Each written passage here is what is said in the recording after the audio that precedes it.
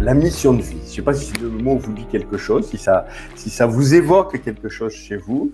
On va essayer de creuser ce concept-là, de voir ce qu'il y a derrière. Et pour ce faire, je ne suis pas seul aujourd'hui, je suis avec Jean-Charles.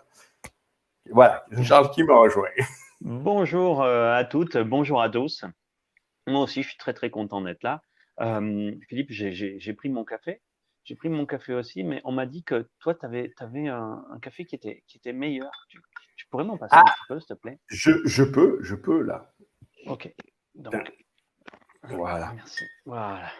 Donc voilà.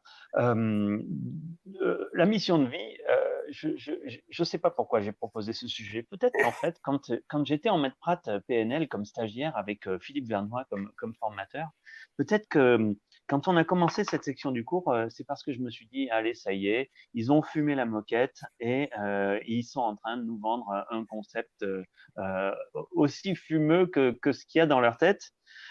Et c'est vrai que j'ai un petit peu douté à ce moment-là. Et puis après, les exercices qu'on a fait, les concepts, et puis ce que j'en fais aujourd'hui, et ce que j'en fais aujourd'hui dans le cadre thérapeutique classique, mais on peut même étendre la discussion au cadre thérapeutique, tout cadre thérapeutique confondu.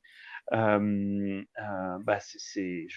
pense que la plupart des gens qui viennent nous voir, euh, un arrêt du tabac, bonjour, je viens pour arrêter de fumer, très bien, on va travailler sur votre mission de vie. Ou sinon, tu sais, c'est ce truc, tu te lèves le matin, tu dois faire les courses, amener tes enfants à l'école. Bah alors, Philippe, tu dois amener tes enfants à l'école, et puis tu te dis, oh là là, j'ai plein de choses à faire aujourd'hui, mais est-ce que ça cadre avec ma mission de vie? Tu vois, la question qu'on se pose toutes les 10 minutes, et on se dit, mais qu'est-ce que je vais faire de ça? La mission de vie, mais non, c'est bon, quoi. Je travaille, j'ai des enfants, qu'est-ce que je vais faire de ça? Qu'est-ce que je vais faire de ça? Et tu as complètement raison. C'est pas quelque chose qu'on se pose toutes les 10 minutes, mais on devrait pratiquement. Euh, et c'est une question qu'on se pose quand ça va pas bien. Quand on va pas bien dans sa vie, quand on traverse une phase de transition, ou qu'on se sent un peu bizarre, qu'on est un peu perdu, il y a des moments, c'est là le bon moment pour se poser cette question-là. Ouais, c'est clair. C'est le bon moment et c'est un moment, je dirais, où c'est essentiel de voir est-ce que ce que je vis correspond. Alors moi, j'adore ça. J'ai la chance de vivre mes rêves. Donc, est-ce que ce que je vis correspond à ce que je rêvais quand j'étais enfant? Est-ce que c'était la vie que je voulais avoir quand j'étais enfant? Et elle peut être totalement différente, cette vie, de celle que je rêvais quand j'étais enfant.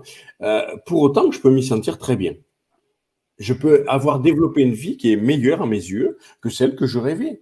Et d'autres fois, je peux me sentir que la vie que je rêvais, ben, je suis à côté. C'est pas ce que j'aurais voulu.